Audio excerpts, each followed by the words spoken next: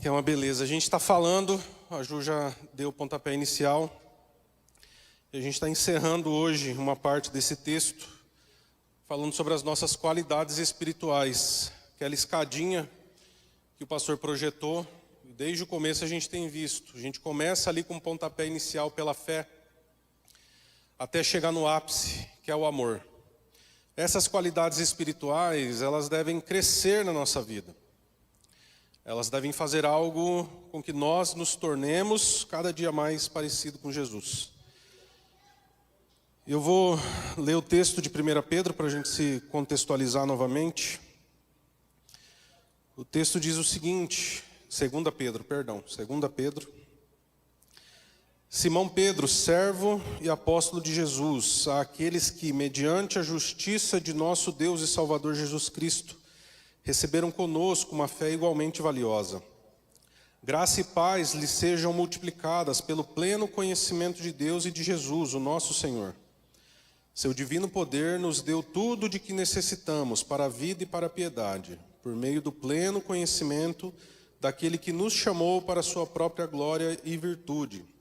Dessa maneira, Ele nos deu suas grandiosas e preciosas promessas, para que, esta é a finalidade, por elas vocês se tornem participantes da natureza divina e fugissem da corrupção que há no mundo, causada pela cobiça.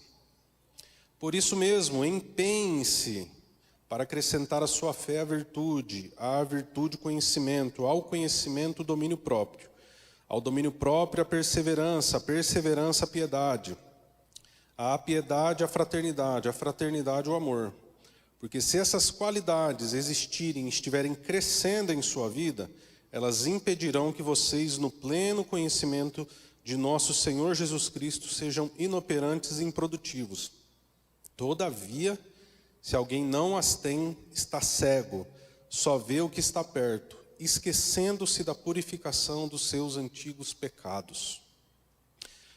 Curve a sua cabeça e feche seus olhos, Pai. Se há alguém aqui que necessita ser renovado todos os dias, sou eu.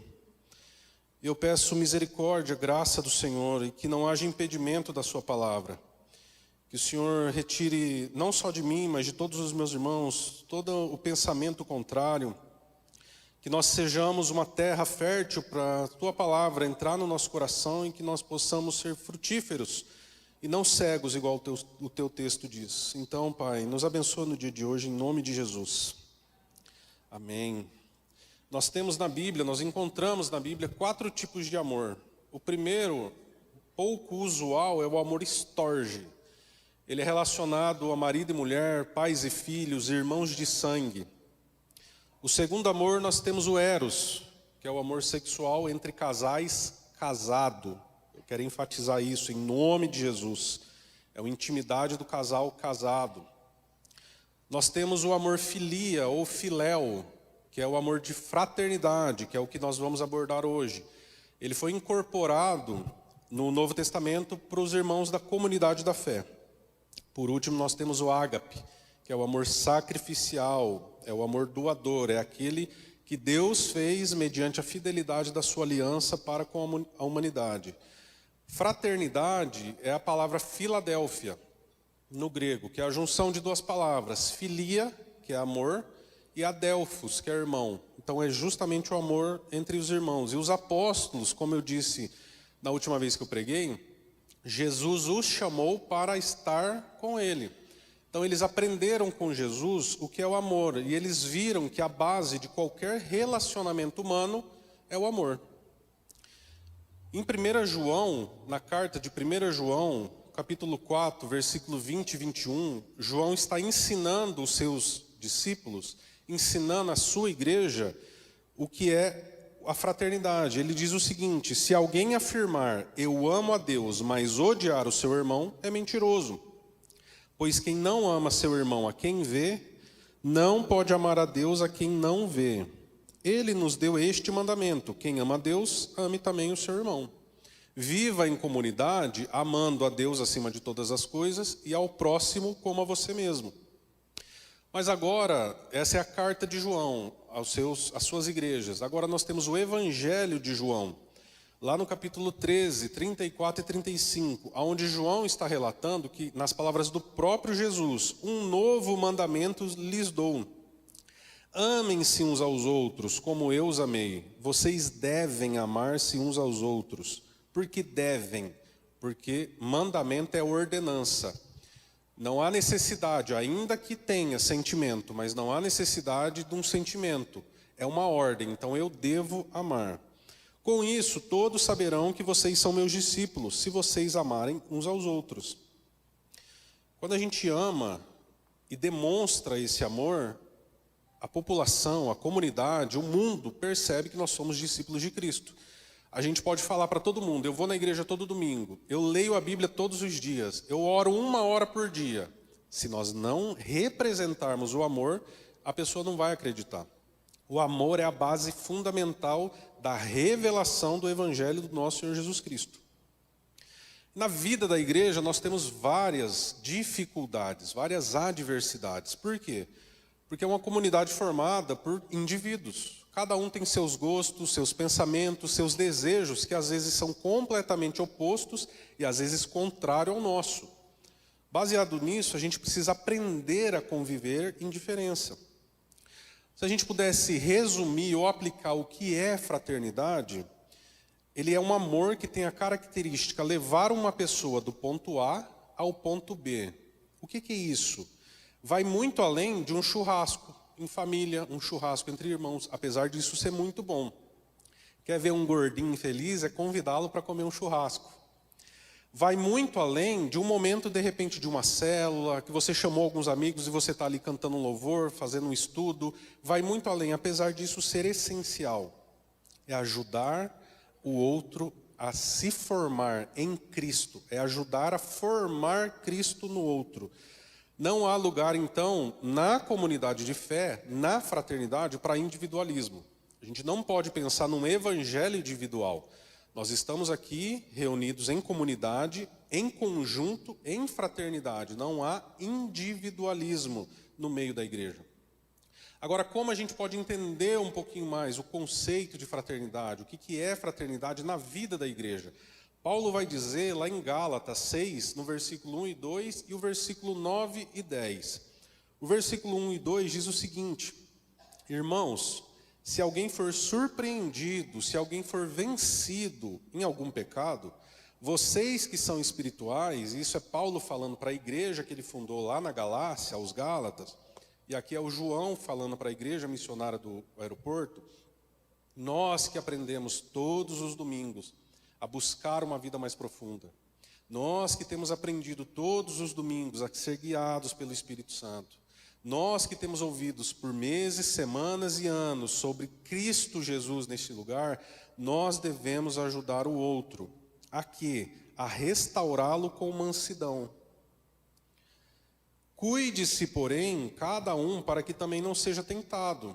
Ou seja, a gente não pode ser vacilante, a gente tem que ter o conhecimento de Cristo, a fraternidade, mas a gente tem que ter o domínio próprio, de saber que nós podemos cair em algum momento. Então a gente tem que tomar cuidado para não ser tentado e vencido pelo pecado.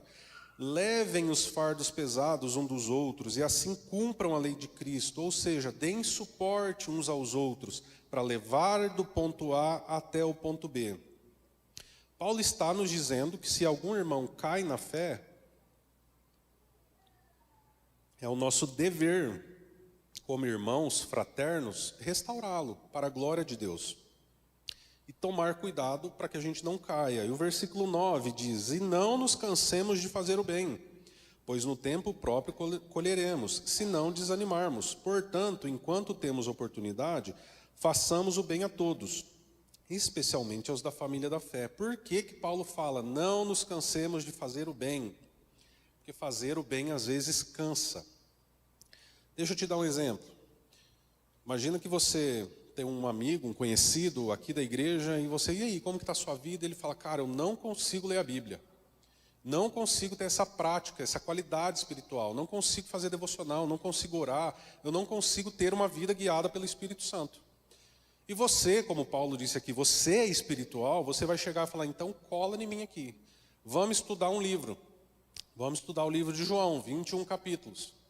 Por 21 dias, todos os dias, você vai ler esse texto com essa pessoa, você vai orar com essa pessoa. No final do 21º dia, você vai olhar e vai falar, e daí, entendeu o conceito? Aprendeu como que é? A pessoa sim, e você libera ela. 21 dias, 3 semanas. Na semana seguinte, você encontra e fala, e daí, como que tá? A pessoa, não tá. Eu simplesmente não estou lendo, não estou orando, eu não consigo dar continuidade nisso daí. Então você olha e fala, tá, então agora vamos fazer uma imersão. Caminha comigo. E você fica 1, 2, 3, 4, 5, 6 meses. O tempo que for necessário para você formar Cristo nessa pessoa. Por quê? Porque Paulo orienta que se não desanimarmos, nós vamos colher. E o que é colher? Você está caminhando com essa pessoa. Você está ali gastando o seu tempo, deixando de fazer outras coisas para discipular essa pessoa. E daqui um dia o Espírito Santo vira uma chave, pega o coração dessa pessoa. E ele vai olhar para você e falar, eu entendi a necessidade, eu não faço mais por um dever ou por uma obrigação. E agora eu relato algo, eu coloquei um plano anual para eu ler a Bíblia em um ano. E tem dia que eu estou na correria de fazer o sermão, a gente estava bem atarefado aqui, fazendo algumas coisas para a apresentação da creche, e eu passei 1 ou 2 dias sem fazer o meu devocional. Eu estava em contato com a Bíblia, mas sem fazer aquela leitura de 3 capítulos por dia, para dar a leitura de um ano. Há pouquíssimo tempo atrás, talvez um pouco mais de 1 mês e meio, 2 meses, se isso acontecesse comigo, eu me sentiria culpado. Por quê? Porque eu estava debaixo de uma opressão, onde eu olhava para Deus e via como apenas um senhor, como um general. E a terapia tem me ajudado, e eu tenho me colocado nesse lugar de filho. Então, eu simplesmente olhei e falei, poxa, eu não consegui fazer o meu devocional, mas no dia seguinte eu coloquei tudo em dia. Então, é a gente entender que não é uma obrigação, é um prazer estar em contato com a palavra de Deus. E o que a gente vê se a gente não desanimar? A gente vai ver os frutos disso que nós estamos plantando, que nós estamos semeando. Formar Cristo na vida de outra pessoa demora, mas nós vamos colher esse fruto. Um outro exemplo de fraternidade, Paulo dá lá em Efésios, que é outra igreja, outro povo que ele está cuidando. E ele diz o seguinte, como prisioneiro no Senhor, rogo-lhes que vivam de maneira digna da vocação que receberam. O que é viver de modo digno? É fazer na prática tudo aquilo que nós estamos ouvindo. Você ouve, você tem que ler a Bíblia, não como obrigação, mas como um prazer, é um devocional, então é praticar isso. Você tem que ter o seu momento de oração com Deus, então é fazer isso. Você não tem que ter momentos, mas é uma vida de devoção e adoração, então você começa a praticar isso. Há uma diferença muito grande, pode parecer sutil, mas muito grande, entre conhecer sobre Cristo e conhecer o Cristo. Porque se a gente chegar hoje numa balada, num baile funk, no pior lugar que a gente imagina onde pode ter esse tipo de festa, a gente vai chegar e falar, viu, você conhece sobre Jesus? E a pessoa vai falar, sim senhor, nasceu da Virgem Maria, morreu no meio de ladrões, ele vai falar muita coisa, então ele conhece sobre Jesus. Qual é a diferença de conhecer sobre e conhecer o? Conhecer o Cristo é quando você tem aquele encontro, que você tem aquele encontro que muda a sua vida. Você não consegue mais olhar para você do mesmo jeito. Você começa a olhar e você sente aquele desejo, aquela necessidade. E eu estava ali orando, quando estava cantando a música, eu falei, Senhor, eu quero viver de maneira digna do Evangelho. Porque eu me constranjo quando a gente vai olhar como é o modo que nós devemos viver. E eu olho para mim mesmo, eu faço essa autoanálise que o pastor falou aqui. E eu falo, eu não estou ainda desse jeito, mas eu quero, eu almejo, eu quero encontrar o Cristo todos os dias. No versículo 2 ele diz o seguinte, sejam completamente humildes e dóceis. Por que Paulo fala isso? Porque ele está combatendo uma cultura pagã que falava que mansidão era sinônimo de fraqueza. Sejam pacientes, ou seja, demorem muito, muito, muito para ficar com raiva, suportando uns aos outros em amor. Essa palavra, suportando, ela é sensacional. Porque para nós aqui no português, a gente imagina, suportar é você olhar e falar, eu não sou muito fã desse menino que está pregando, mas eu preciso suportá-lo em amor em Cristo. O nosso português perde muito o sentido de algumas palavras, principalmente de um texto que foi feito em grego. Suportar, quando a gente vai para a Bíblia em inglês, eu vou gastar agora o meu bom inglês com vocês, a palavra é bearing. Bearing foi traduzida como suportar, mas bearing é rolamento. Os da minha idade, de 25 anos para cima, eles vão lembrar daquele carrinho de rolemã, que a gente perdia a unha quando você tentava fazer uma velocidade. Bearing é isso daí, é um rolamento. Qual que é a função de um rolamento? Passa o videozinho, por favor. Não tem som, pode ver que tem um monte de bolinha. A hora que ele coloca ali, a função do rolamento é essa daí, ó. Rolar. Sobrenatural isso aí. Mas qual que é a função disso daí? Imagina que nós, como igreja, somos essas bolinhas individuais. Quando a gente se une para um propósito maior, é como se a gente visse alguém mancando na fé. E a gente entrasse por debaixo do ombro dessa pessoa e falar, agora eu vou te carregar. Não para onde eu quero, é do ponto A lá para o ponto B. Formar Cristo em você. Suportando uns aos outros em amor é colocar-se debaixo dessa pessoa e levantá-la para que ela venha a ser como Cristo é. Esse é o amor fraternal, é olhar para o outro, ver a debilidade, a fragilidade do outro e amá-lo acima de todas as coisas. Tem um exemplo lá em Atos 15. E nisso eu vou fazer a transição agora da fraternidade para o ágape. Paulo está nas suas viagens missionárias e ele chama Barnabé. E Barnabé tem um sobrinho chamado João Marcos. E Paulo fala, Marcos não vai com a gente não, porque ele nos abandonou na primeira viagem. Marcos era um adolescente chegando na sua juventude. E as viagens missionárias daquela época não eram iguais às de hoje. Era muito mais difícil. Então Marcos abandonou. E Paulo, irado, fala, Marcos não vai com a gente. E a briga foi tão ferrenha que Barnabé se separa. Paulo pega Silas e vai para a Galácia. Só que no final da vida de Paulo, lá em 2 Timóteo, o último registro que nós temos da vida de Paulo, Paulo fala o seguinte, Timóteo, eu estou sozinho na prisão, com frio, então traz a minha capa, traz alguns livros e traz Marcos, porque ele me é útil para o ministério. Fraternidade é quando a gente entende e respeita a dificuldade, deficiência, vou colocar nesse modo, mas é deficiência de entendimento da outra pessoa, mas a gente entende que ele é útil para o ministério. Nós não estamos aqui como indivíduos, nós estamos numa comunidade. E nós conseguimos ver a transformação de uma fraternidade, de um amor filéu para um amor ágape. Traga Marcos. E a partir de agora eu começo a falar do amor ágape, que é a última virtude dessa escada que nós vimos. Nós, esquecendo agora o storge, o amor, que é o primeiro de marido e mulher, pais e filhos, vamos ficar com os 3 mais acessados na Bíblia. O amor filéu, de filia. Ele é quando você busca um consolo mútuo na outra pessoa. O amor eros, que é o amor sensual, sexual, é quando você busca a satisfação mútua no outro. Esses 2 amores, nós podemos colocar que o agente é a outra pessoa. Nós fazemos quando nós identificamos na outra pessoa algo de bom. O ágape é totalmente o contrário. O agente que ama independe do objeto. Deus nos amou não porque somos amáveis, é porque Ele é amor. Nós devemos amar as outras pessoas não porque elas são amáveis, mas porque nós somos a representação de Cristo nessa terra. Romanos 5,5 diz que Deus derramou sobre nós, pelo Espírito Santo, o seu amor. Por que que Ele derramou sobre nós? Para que a gente reproduza a mesma essência, amor.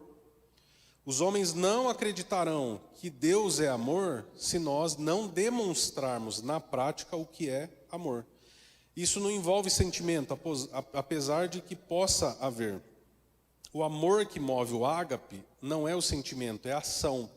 Amor ágape é aquele onde nós agimos em prol do outro, agimos em prol do Senhor. Isso é mandamento, mandamento de amar, é uma ação de amar. E foi isso que Deus fez por nós em João 3,16. Deus amou o mundo de tal maneira que deu a ação, o seu Filho, para morrer pelos nossos pecados. E é isso que João fala lá em 1 João 3,16. Porque Cristo se deu, nos amou, nós devemos amar uns aos outros. Agora a gente vai construir uma imagem, uma figura, para entender a nossa vida... Por que eu falei que eu gostaria de viver de modo digno? Porque quando eu começo a estudar isso daqui, eu vejo que a mesma deficiência nesse sentido de amor que Pedro, que é a pessoa que eu vou falar, tinha aqui, é a que eu tenho. Por isso eu gostaria que você prestasse atenção. Eu vou citar alguns textos, não estará apresentado, e a gente vai construir uma história baseada nessa personagem, em Pedro. João 13, Jesus está lavando os pés dos discípulos. Então se levanta esse homem, Pedro, fala: você não vai lavar meu pé não. Porque quem lavava o pé do outro era escravo, não era o Senhor. E Jesus fala: se eu não lavar os seus pés, você não tem parte comigo nesse ministério. Então Pedro fala: lava a mão, a cabeça, as costas, as pernas, me lava por inteiro. Só que daí Jesus, no mesmo capítulo, anuncia que vai ser traído. Pedro, no capítulo 13 de João, olha para João e dá um sinal. E João identifica esse sinal como assim: pergunta quem é. Com esse pergunta quem é, o que a gente entende? Eu não sou. Você que está deitado nos ombros de Jesus, também eu acho que não é não. Então pergunta quem é. Essa possibilidade de queda sobre mim eu não encontro. Terminando esse capítulo 13, Jesus dá o mandamento, que eu já li lá no comecinho. Amém, amem-se uns aos outros como eu vos amei. Jesus está falando um monte de coisa e falando: entre os homens, é tudo bem querer um ser maior que o outro. Mas entre vocês, não. Então, se amem. Já em Lucas 22, essa mesma cena é narrada e ela tem uma informação um pouquinho maior. Os discípulos, Jesus houve uma discussão em quem seria o maior entre eles. E aqui eu vou falar só de 3, Tiago, João e Pedro, que era quem estava na roda mais íntima de Jesus. Então você imagina, Jesus falando que vai ser traído, Jesus dando um monte de advertências e na discussão entre eles de quem é o maior. Então imagina Tiago. Tiago chega e fala assim: eu sou o maior, porque eu estive no Monte da Transfiguração e na ressurreição da filha de Jairo. Então Pedro se levanta e fala: não, eu sou o maior, porque eu também estive na ressurreição da filha de Jairo, também estive no Monte da Transfiguração, porém quem andou sobre as águas fui eu. Quem teve coragem de olhar para Jesus e falar e andar fui eu. Daí João olha e fala: tudo bem, eu estava nesses mesmos locais que vocês estavam, mas quem deita sobre os ombros e o peito de Jesus sou eu. Eu sou o maior. E aí que Jesus fala: viu, isso daí é coisa de ímpio. Vocês querem ser o maior, então sirva o menor. Nessa hora, em Lucas 22, Jesus olha para Pedro e fala algo que a gente teme todas as vezes que lê: Simão, Simão, Satanás reclamou para passar vocês numa peneira. Satanás pediu para peneirá-los como trigo. E Jesus fala: e eu roguei para que a sua fé não desfaleça. Porque a gente entende, a gente às vezes acredita, e às vezes a gente quer e deseja que Jesus fale para a gente: mas eu roguei para que Satanás não tenha esse poder, para que Deus coloque uma sebe protegendo vocês e nenhum mal chegue até a sua tenda. Porém, Jesus olha para Pedro e fala: meu querido, você está se achando grande, o caldo vai entornar para o lado de vocês. A fé de vocês vai ser testada. O diabo pediu permissão, permissão dada, permissão concedida, e o chicote vai estralar para o meio de vocês. Porém, quando te converteres, fortalece os seus irmãos. Quando você se arrepender desse seu egoísmo, de acreditar em tudo que você está falando e se converter, fortalece os seus irmãos. Só que Pedro, no estilo do João aqui, estufa o peito e fala o seguinte: eu estou pronto para morrer contigo e estou pronto para ir para a prisão. Que negócio é esse de se converter? Que negócio é esse de que eu não estou nesse lugar? O amor que Pedro está declarando para Jesus com isso daí é o amor ágape, o amor sacrificial. Pedro está olhando para Jesus e falando: eu amo o Senhor mais que todos esses daqui. E Jesus fala o seguinte para ele: você está disposto a morrer por mim? Espera aí que meu tablet aqui deu uma... Você está disposto a morrer por mim? Então eu vou te dizer, por 3 vezes você vai me negar antes que o galo cante. E agora a gente vai para João. A gente estava em João 13, Lucas 22, agora a gente vai para João 21. Ali no texto, Jesus já ressuscitou. Ele está ali naquela fogueira, na beira da praia, comendo com os discípulos. Ele chama Pedro do lado. E ali tem um texto, João 21, 15, que há muita discussão acadêmica nesse sentido. Um lado pende dizendo que amor é tudo sinônimo que João está escrevendo. O outro lado pende, que é o lado que eu vou apresentar hoje, que eu acredito que há uma diferença. Por quê? Porque nós falamos assim, eu vou colocar só o meu exemplo, para não ficar no seu e acusar o dedo. Eu amo a Deus, eu amo a Juliana e eu amo comida japonesa. Comida, né? Gordinho sempre fala de comida. Só que daí você pode olhar e falar assim, tá, qual a intenção? Aí você pode até talvez perceber uma diferença. Eu amo a Deus acima de todas as coisas, a minha esposa acima de todos os outros e comida japonesa, porque eu amo comida japonesa. Mas a sensação da palavra não tem diferença. Só que no grego a gente não percebe isso. E eu vou apresentar um texto agora para vocês, eu fiz questão de trazer essa diferença. Está pequenininho ali, aqui mudou, né? Era o projetor, depois a tela. Mas eu gostaria que vocês prestassem atenção. Na primeira linha é o que nós temos em português, na nossa Bíblia. Eu estou usando a NVI. Na linha do meio é o grego. Quando o pastor fala aqui também, no grego diz assim, é nesses lugares que a gente vai buscar. E a linha de baixo, a terceira linha, é a transliteração de como nós pronunciamos essa palavra em grego. Passa para o outro slide, por favor. Se a gente prestar atenção, está ali, Simão, filho de João, você me ama? A palavra grega para ama, que Jesus está perguntando, é ágapas, de ágape. Você me ama, sacrificial. Você me ama com esse amor todo. Passa para o outro slide, por favor. A resposta de Pedro, disse-lhe, sim, Senhor, tu sabes que te amo. A palavra amo, que Pedro responde, é filo, de filéu. Que é a mesma coisa de falar, eu te estimo muito, gosto muito de você, você é muito legal, é a mesma coisa. E a gente vai perceber, você quer ter essa nuance na sua vida? Espera a sua esposa ou o seu esposo perguntar se você o ama e olha para ele e fala assim, eu estimo você demais. E você vai ver a treta que vai ter na sua vida. Então é exatamente isso que o texto está dizendo. Agora a gente vai ler o texto de João 21, versículo 15. E eu vou falar esses amores para agora ficar muito mais claro para a gente. Depois de comerem, Jesus perguntou a Simão Pedro, Simão, filho de João, você me ama agapau? Você me ama sacrificial? Você estaria disposto a morrer por mim? Mais do que estes? Disse ele, sim, Senhor, tu sabes que te estimo, que eu gosto do Senhor. Por que Jesus faz uma pergunta e compara o amor de Pedro aos outros?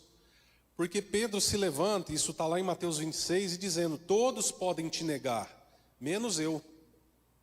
Então Jesus pergunta para ele, o teu amor realmente está acima de todos esses? E ele responde, Senhor, tu sabes que eu estimo o Senhor demais. A segunda pergunta, novamente Jesus disse, Simão, filho de... Aí Jesus termina, né? Disse Jesus, cuide dos meus cordeiros. Novamente Jesus disse, Simão, filho de João, você me ama, ágape. Você se sacrifica por mim, agora eu não estou colocando os outros, é eu e você, é tete a tete, é olho no olho. Você me ama, só eu e você, sacrificial? Ele respondeu, sim, Senhor, tu sabes que te estimo muito. O Senhor sabe que eu gosto muito do Senhor. Disse-lhe Jesus, pastorei as minhas ovelhas. Pela terceira vez ele lhe disse, Simão, filho de João, você me estima? Você gosta de mim? Na terceira pergunta de Jesus, Jesus desce para o mesmo nível do amor que Pedro estava declarando. Então agora Jesus olha para ele e não dá uma afirmação, é uma pergunta. Simão, filho de João, você me estima? Você gosta de mim? Você me considera? Pedro ficou magoado, entristecido, por Jesus lhe ter perguntado pela terceira vez, você me estima? Você me considera? Ele disse, Senhor, tu sabes todas as coisas e sabes que te estimo. É isso que eu tenho. Eu realmente estava falando que era ágape, que eu me sacrificaria pelo Senhor. Eu achava que eu estava num lugar de uma posição muito mais superior do que os meus irmãos. Eu achava que eu era esse homem que conseguiria morrer pelo Senhor Jesus. Mas realmente, eu estimo o Senhor demais. Eu tenho uma afeição muito grande por Ti. Eu gosto muito do Senhor. Por que eu fiz essa narrativa? Porque a gente precisa começar a analisar o nosso coração.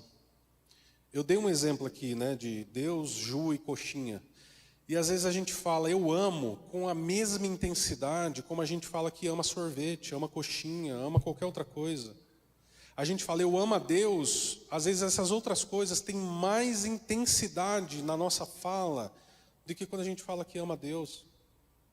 Às vezes a gente acha que está numa posição de amor ágape, que a gente consegue sair dessa fraternidade, de amor filéu, de amor entre irmãos, e a gente canta, eu amo o Senhor, te amo a Deus, mas se a gente avaliar realmente o nosso coração, às vezes começa a perceber que o nosso amor pode estar um pouquinho equivocado. Se a gente acredita de fato que a Bíblia é a palavra de Deus, que a Bíblia é a nossa regra de fé e prática, a gente precisa se alimentar dela todos os dias e aprender dela, porque é nela que está relatado o amor que nós devemos viver. Nós devemos clamar ao Espírito Santo todos os dias. Amar como a gente deve, como Jesus Cristo nos ordenou, não é algo nosso, não é algo que vem do nosso coração. Por mais que a gente possa exercer o amor entre nós, entre irmãos, entre família, mas o amor, ágape, o dom de Deus, nós temos que buscar em Deus. Nós só conseguiremos amar todas as pessoas como nós mesmos se nós estivermos enraizados em Cristo Jesus. E quando a gente vai conseguir de fato, eu já estou terminando, amar incondicionalmente alguém? Quando a gente olhar para trás, perto de 2000 anos já, numa cruz, num madeiro, Deus enviando o seu melhor. Deus não enviou nenhum anjo, Miguel, nenhum arcanjo, nenhum querubim. Deus enviou aquilo que Ele tinha de melhor pelos nossos pecados. O sacrifício foi ágape, não teve sentimento. O sacrifício não foi porque o outro merecia. O sacrifício foi porque eu amo e eu tenho uma fidelidade na minha aliança que eu fiz com o homem. Então, por amor a mim, eu encaminho Jesus Cristo. E Jesus sabe que nós somos seres humanos. Ele não nos fez com superpoderes, com uma capa, com um emblema do Superman, para a gente vencer, nada disso. Ele sabe que nós somos humanos, e como humanos, a única coisa que nós devemos é ser com o outro. Eu estava conversando com o Júnior sábado, e às vezes a gente passa despercebido, nós aqui do louvor. A gente se encontra domingo, e daí, como que tá? Tá tudo bem, tá tudo bem, tá tudo bem.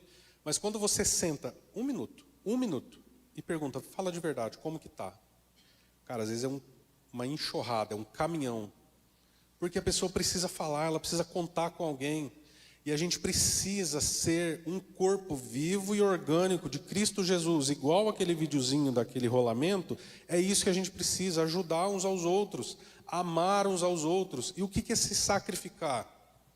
Eu tenho certeza que nenhum de vocês, se viesse alguém armado e falar, eu vou matar o João, talvez, quiçá, minha esposa, mas olha lá ainda, e eu não estou julgando, mas é assim, e apontasse, eu vou matar o João, e alguém levanta e fala, não, mata eu, mas não mata o João. Mas capaz. E de verdade, eu não faria talvez nem por vocês. Então é recíproco, não se sinta mal. Pela minha esposa eu faria, por ela eu faria. Hashtag te amo. Mas o que significa, gente? Sacrificar. Sabe aquele dia que você tem um dia esgotado, cansado, e alguém te chama no WhatsApp e fala, cara, eu preciso conversar. E você está assim, que foi aquele dia. Essas 2 semanas para a gente foi uma semana bem intensa mesmo. Aí você está cansado, mas quando alguém pede ajuda, você fala, eu vou sacrificar o meu tempo. Os casados falam para a esposa, para os filhos, dá um minutinho aí, dá meia hora que eu preciso conversar aqui com o irmão. Eu vou dedicar, eu vou sacrificar a minha vida para formar Cristo nessa pessoa. Amar é passar por cima das diferenças, é aqui eu encerro. Nós não devemos amar porque achamos que merecemos amor. Gente, a gente não fez nada de bom para Deus nos amar, mas mesmo assim Ele ama. Eu já disse aqui uma vez, eu tenho um professor, Maurício Mantovani, de Antigo Testamento, ele fala: Deus é um Deus que só sabe amar. Essa é uma característica de Deus. E para isso nós devemos nos achegar a Deus todos os dias e entender que amor fraterno é levantar, suspender, colocar-se debaixo de uma pessoa e levá-la até o ponto onde Cristo é formado nessa vida. E o amor ágape é quando a gente consegue olhar e falar para o Senhor: eu renuncio a esse pecado, eu renuncio a esse vício, não com medo do inferno, mas é porque eu amo o Senhor. Eu já falei isso daqui várias vezes, vocês estão cansados de ouvir. Eu tenho um vício grande de bebida, e tem dia que é muito difícil. Tem dia que eu fico com vergonha, porque eu estou sentado lendo a Bíblia, e minha cabeça está louca, é um desejo que vocês não fazem ideia. Talvez só quem é viciado de cocaína saiba a intensidade que vem, e eu começo a rejeitar aquilo, eu fico com vergonha, porque às vezes eu estou dentro da igreja, eu falo: como que eu estou dentro da igreja, eu estou pensando em uísque, em cerveja e na vida do passado. Só que eu tenho aprendido algo com o pastor, que ele fala que é muito sutil. Vá até o Espírito Santo e fala: Senhor, se o Senhor não vai tirar esse desejo de mim, tudo bem, mas me dá um desejo maior. Amém. Me dá um desejo maior em buscar ao Senhor, em que essas coisas fiquem no passado e que eu consiga sacrificar a minha vida por algo maior, por uma excelência maior, não com medo de pecar e ir para o inferno, mas é porque eu amo o Senhor acima de todas as coisas. Em nome de Jesus, eu encerro. Amém. Amém.